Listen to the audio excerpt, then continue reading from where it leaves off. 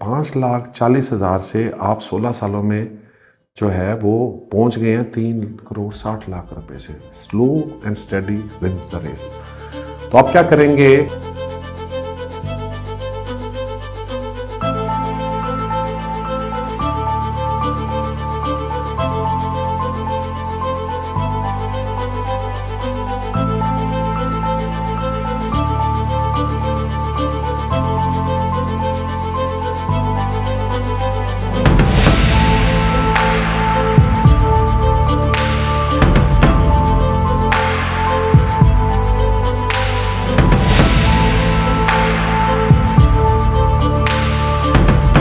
बिस्मिल्लाहिर्रहमानिर्रहीम, अस्सलाम वालेकुम गाइस। सो आज हम बड़ा इंपॉर्टेंट टॉपिक डिस्कस करें। हम हमेशा ही इंपॉर्टेंट टॉपिक डिस्कस करते हैं, but this one is really interesting because ये रिलेट कर रहा है हमारा पिछले एक पार्ट से, जिसके अंदर हमने आपको बताया था और मैं उसकी समरी दोहरा देता हूँ कि जी कि अगर आपने प्लॉट्स में इन्वेस्ट किया था 2005 के अंदर और वो डॉलर्स में अगर आप कन्वर्ट करें, अगर आप 2021 के अंदर आप उसको डॉलर्स में कन्वर्ट करें तो वो आपके प्रॉफिट्स बहुत कम बनते हैं। यानी $1.5 लाख बन रहा था 2005 में एक फेज 6 का प्लॉट, और उसकी जब आप सेल करने जाते हैं तो वो 2021 में वो सिर्फ $2.5 लाख के करीब बनता है, यानी 1 लाख से भी कम डॉलर जो है आपको प्रॉफिट हो रहा था। उसके ऊपर बड़े अच्छे इंटरेस्टिंग रिमार्क्स भी हैं, लोगों को कुछ समझ भी आई, लेकिन उसमें कुछ क्वेश्चंस भी लोगों के, and I am very happy कि जहाँ वो क्वेश्चंस लोगों ने किए, इसका मतलब उन्होंने वीडियो देखी और उन्होंने उसको जो है वो क्वेश्चंस रेज किए। उसमें एक भाई साहब ने क्वेश्चन किया कि जी के फेज़ 9 प्रिज्म की फाइल्स 2 मिलियन की भी थी और अगर वो ले ली जाती तो 2021 के अंदर आज ये पैसे इतने हो जाते, और अगर फलानी चीज़ में कर लिया जाता तो शायद वो इतने से इतने हो जाते। तो मेरा सवाल ये कि अगर उधर मुझे पता होता कि इतने के इतने हो जाने हैं तो फिर मैं कर लेता। अब आपके लिए ये बात करना बहुत आसान है क्योंकि हिस्ट्री आपके पास है और आप पास में से पिक एंड चूज़ कर सकते हैं कि यार इधर लेता तो इधर बेच देता, इधर लेता तो इधर बेच देता तो बहुत अच्छा रहता मैं। लेकिन जब आप उस टाइम फ्रेम के अंदर थे तो उस टाइम फ्रेम के अंदर 9 प्रिज्म के अंदर तो मेरा ख्याल है कि तूती भी नहीं बोलती थी। तो उस वक्त कोई बंदा सोचता भी नहीं था कि यार ये पता नहीं किधर जगह, यहाँ पे तो जो है ना वो कोई जाता भी पसंद नहीं करता था, और उस वक्त आप ये डिसीजन नहीं कर सकते थे। तो उधर उस टाइम फ्रेम के ऊपर ये डिसीजन करना वाज नेक्स्ट टू इम्पॉसिबल। और आज बैठ के बड़े आसान है कहना कि यार मैं हाई पे लेता, लो पे लेता, हाई पे बेच देता, लो पे लेता, हाई पे बेच लेता। लेकिन for the sake of argument मैं आपकी बात को मान लेता हूँ और मैं आपको कहता हूँ कि जी बिल्कुल आप you are the smartest person alive on this world. Bill Gates, Warren Buffett, ये सारे फारिग हैं आपके सामने। यू एग्जैक्टली नो कि मार्केट ने कब ऊपर जाना है, मार्केट ने कब नीचे गिरना, ठीक है ना? तो उनको एग्जैक्टली पता है। सो अगर आपको एग्जैक्टली पता है तो लेट्स सी आपने क्या किया और क्या नहीं किया। So this is what it is. हमने ये सजेस्ट किया कि वही 90 लाख रुपए जो हमने पिछली वीडियो के अंदर आपको बताया था, वही 90 लाख रुपए आपके पास है 2005 में, लेकिन आप बड़े स्मार्ट हैं और आपको पता चल गया कि मार्केट नीचे जाने लगी है, तो आपने वो पैसे निकले और आपने बैंक में डाल दिए। अब ये मैंने बैंक में इसलिए पैसे डाले हैं क्योंकि उस वक्त की अब आपको स्पेकुलेटिव ट्रेडिंग मैं नहीं करना चाह रहा कि जनाब मैं इधर कर दूं वो कर दूं, लेकिन बैंक में मैंने मुफ्त में नहीं डाले, सिर्फ बैंक में रखाने के लिए नहीं डाले, मैंने बैंक में इसको 10% एवरेज प्रॉफिट दिया। सो बाय द टाइम 2010 में जब मार्केट चलना शुरू हुई थी, अगेन आपको ख्वाब आया और आपने ख्वाब से पता चला कि प्रॉफिट ऊपर जाने लगी है, आप ख्वाब से बाहर निकले, आपने फटाफट जाके बैंक से अपने पैसे निकलवाए जो उस वक्त तक $1,80,000 बन चुके थे। $1.5 5 साल में $1,80,000 बन गया था क्योंकि डॉलर का रेट 80 रुपए पे जा चुका था। अच्छा, बैरल, और ये प्रॉफिट के साथ मतलब है तो अच्छा ठीक है, $30,000 आपने बैरल कमाया। तो आपको ख्वाब आया और आप 2010 में उठे, आपने जाके उधर जो है फेज 6 में प्लॉट खरीद लिए और आप अपने बहुत अच्छी बाइंग की, और 2016 तक एवरेज में आप 2013 में एग्जिट भी ले सकते थे और उसके बाद दोबारा इन्वेस्ट कर सकते थे कि एक दो जगहों के ऊपर, लेकिन अगर एवरेज भी 2016 तक भी रखे तो बड़ा अच्छा गेन है इसके अंदर, ये मैं इसको डिनाई नहीं करूंगा। सो अब 1,80,000 से 6 सालों में आपने $4,57,000 में आ गई। तो अब आपके $1,80,000 जो हैं ये 2016 तक $4,57,000 बन चुके हैं। Very nice. एंड अगेन जिस तरह आपको ख्वाब आते थे, आपको ख्वाब आया, आपने कहा कि जनाब 2016 में मार्केट नीचे जानी है, आपने एक्जैक्टली उस टाइम फ्रेम के ऊपर प्लॉट बेचा और आप 2016 से 2019 में दोबारा आपने अपने पैसे बैंक में रख लिए। Very smart. और जब इस दफा आपने 3 साल पैसे बैंक में रखे तो आपके साथ वो नहीं हुआ जो पहले होना था। क्यों? क्योंकि इस दफा डॉलर चला गया 160 पे और अब 457 की जगह पे आपके पास रह गए $3,99,000, इवन दो के इस 3 साल में आप 10% उस पीकेआर के अमाउंट के ऊपर कमा रहे थे। ठीक है। और फिर 2019 में अगेन एमनेस्टी समझ लें, 2020 समझ लें, ये जो इस टाइम फ्रेम में आपने दोबारा से जो है वो फेज 6 के प्लॉट्स में इन्वेस्ट किया और आपने कहा कि मैं इसमें दोबारा जाऊं क्योंकि मार्केट ऊपर जाने लगी है, और आपने वो कर लिया। और फिर अब अल्हम्दुलिल्लाह आपके इस वक्त जो आपने 90 लाख रुपए इन्वेस्ट किया था वो 9 करोड़ 30 लाख रुपए बन चुके हैं। आपके लिए तालियां, $5,40,000 के करीब आप पहुंच चुके हैं। वेरी गुड इन्वेस्टमेंट, बड़ा कुछ। लेकिन ये सब कुछ अच्छा तब होता कि आपको ये सारे 8 के 8 टाइम फ्रेम्स पता होते हैं, आप इन 8 टाइम फ्रेम्स में एग्जैक्टली निकलते हैं। पिक एंड चूज करना बहुत आसान है कि मैं लोएस्ट पॉइंट 10 साल पुराना उठा लूं और अब का हाईएस्ट पॉइंट उठा लूं और कहूंगी यार देखो अगर मैं यहां से यहां करता तो मुझे इतना पड़ जाता। नहीं, you have to choose from the highest to the highest now. तो हाई वाज 2005, तो साइकिल जो आपका बनेगा वो हाई टू हाई बनेगा, लो टू हाई नहीं बन सकता, या लो टू नेक्स्ट लो बनेगा। तो अगर आपने लो टू लो कंपेयर करना है तो अभी वेट करें, नेक्स्ट लो अभी आने वाली है, प्लॉट अभी गिरेंगे, साल में गिरते हैं, 2 साल में गिरते हैं, तो तब आप नेक्स्ट लो के साथ कंपेयर कर लीजिएगा और फिर डॉलर रेट भी उस वक्त निकल आएगा। तो पिक एंड चूज ना करें, let's go with the flow और जो एक्चुअल हकीकत है। तो पहली बात यह है कि मुझे सारे में प्रॉब्लम सिर्फ इतना सा है कि इसमें से अगर आप एक जगह के ऊपर भी छोटी सी गलती कर देते तो आपका ये 9 करोड़ रुपया नहीं बनता, ठीक है। और आप किसी साइकिल में थोड़ा सा फंस जाते। इसमें डिसीजंस कितने थे? 2005 में आपने खरीदा, आपने बेचा और आपने बैंक में रखाया, पहला डिसीजन। 2010 में आपने निकाला, दूसरा डिसीजन, इन्वेस्ट किया। 2016 में आपने दोबारा लिक्विडेट किया, तीसरा, और बैंक में रखाया, तीसरा डिसीजन। 2019-20 में आपने दोबारा से उसको किया, चौथा डिसीजन। और पांचवा डिसीजन है आपका 2021 में जब आपने दोबारा इसको सेल कर रहे हैं।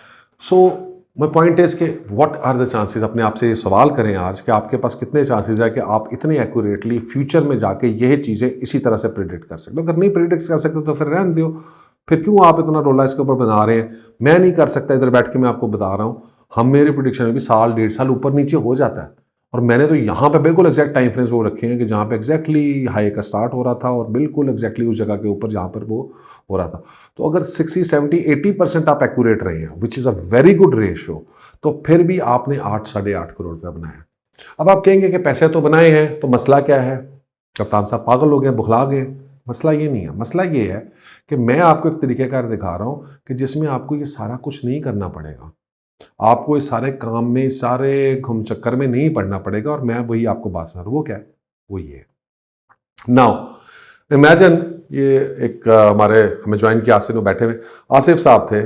मैं पागल था, मैंने स्पेकुलेटिव ट्रेडिंग की, मैंने 9 करोड़ रुपया बना भी लिया। मैं सारी उम्र प्रॉपर्टी के अंदर फंसा भी रहा, कभी निकाल रहा था, कभी बेच रहा था, टैक्सेस भी दे रहा था, कमीशंस भी दे रहा था, ठीक है जनाब, बार बार ट्रांसफर्स भी करा रहा था और मैं टोटली इन्वॉल्व भी था, मेरा टाइम भी ज़ाया हो रहा था। लेकिन ये बड़े स्मार्ट हैं, इन्होंने कहा कि यार ये बंदा तो बेवकूफ़ है, मैं जो है ना जाके 2005 के अंदर 90 लाख रुपए की एक प्रॉपर्टी ले लेता हूँ और उस प्रॉपर्टी के ऊपर से रेंट आता रहेगा मुझे, तो मैं बड़ा खुश रहूँगा। हमने कहा जी नहीं, कैसे हो सकता है? 5,40,000 पागल ही हुए, ठीक है। यही समझते हैं हम टेक्निकली। और ये मैं मज़े की बात करता हूँ, बाज़ औक़ात ना मैं अपना, हम भी फैमिली में बैठते थे ना, तो हमारे घर की ख़वातीन या वो सारा कुछ नॉर्मली ये कहती थी कि रेंट पे लेना चाहिए, रेंट करना चाहिए कोई चीज़। वो कहते थे नहीं तुम्हें क्या बताओ। और ये लिटरली ऐसे ही है, मेरा ख्याल है। अगर अभी भी फैमिलीज में देखें तो ख़वातीन आर मोर प्रोन टूवर्ड्स के रेंटल इनकम होनी चाहिए, स्टेबिलिटी होनी चाहिए, और बंदे जो होते हैं वो इन चक्करों में होते हैं बस हमें छक्का लग जाए, डबल हो जाए और वो पैसे हो जाए। तो I am today I am forced to say it कि वो ख़वातीन जो थी ना जी, वो बिल्कुल सही थी। अब ये आप ज़रा कैलकुलेशन चेक कीजिएगा। देखिए 2 चीज़ें इस कैलकुलेशन में इंपॉर्टेंट है। पहली चीज़ इंपॉर्टेंट ये है कि चूंकि प्लॉटों में से भी आपने पैसे नहीं निकलवाए, तो यहाँ का रेंट भी मैं आपको खाने नहीं दूंगा। ये रेंट आप नहीं खा सकते, तो इसलिए ये रेंट आप नहीं खा सकते। और अब आपने देखना है कि ये पैसे कितने बनते हैं। 16 साल हो गए और 2005 में आपने वही प्रॉपर्टी ली, 5,40,000 रुपया, हमने 6% की एनम इसकी रेंटल वैल्यू अप्रॉक्सीमेटली रखी है। तो 5,40,000 रुपया आपको पहले साल का रेंट है। आप कहेंगे कुछ भी नहीं कमाया, बिल्कुल सही कह रहे हैं।